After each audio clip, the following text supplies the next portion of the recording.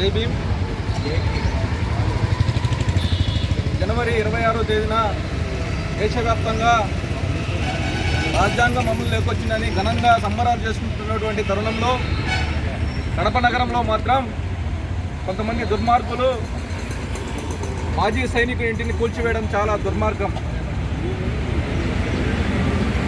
అదేవిధంగా ఈరోజు దేశ రక్షణ కోసం తమ ప్రాణాలను పణంగా పెట్టి ఈరోజు ఉంటున్నటువంటి సైనికులకి ఇంటికి సైనికుల కుటుంబానికి రక్షణ లేకపోతే కడప నగరంలో ప్రజాస్వామ్యం ఉందా లేదా అనేది ఒక అనుమానం అయితే కలుగుతూ ఉంది.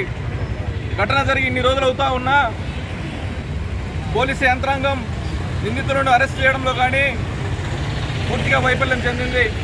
ఒక తోటి మాజీ సైనికుని ఇంటిని కూల్చివేస్తే ఇంతవరకు అధికార యంత్రాంగం కానీ పాలకపక్షం కానీ ఇంతవరకు వచ్చి బాధిత కుటుంబానికి భరోసా ఇచ్చేటువంటి కార్యక్రమం చేయలేకపోవడం చాలా దుర్మార్గం, సిగ్గుచేటు. ఖచ్చితంగా ఆల్ ఇండియా ఫార్వర్డ్ బ్లాక్ తరఫున మేము చెప్తా ఉన్నాం, ఈ బాధిత కుటుంబానికి న్యాయం జరిగేంత వరకు అన్ని పార్టీలతో పాటు all India forward bloc party కూడా ముందుంటుంది. ఖచ్చితంగా వారికి న్యాయం చేయాలి. ఎవరైతే నిందితులు ఉన్నారో వాళ్ళని అరెస్ట్ చేసి ఎస్సీ అట్రాసిటీని ఖచ్చితంగా పటిష్టంగా ఈ యొక్క నిందితుల మీద అమలు చేసి వారిని రిమాండ్ తరలించాలని చెప్పేసి ఆల్ ఇండియా ఫార్వర్డ్ బ్లాక్ తరఫున మేము డిమాండ్ చేస్తూ ఖచ్చితంగా ఆ కుటుంబానికి తోడుగా ఉంటామని చెప్పేసి హామీ ఇస్తూ ఈ అవకాశం ఇచ్చినటువంటి అధ్యక్షులకు ధన్యవాదాలు తెలియజేస్తాము.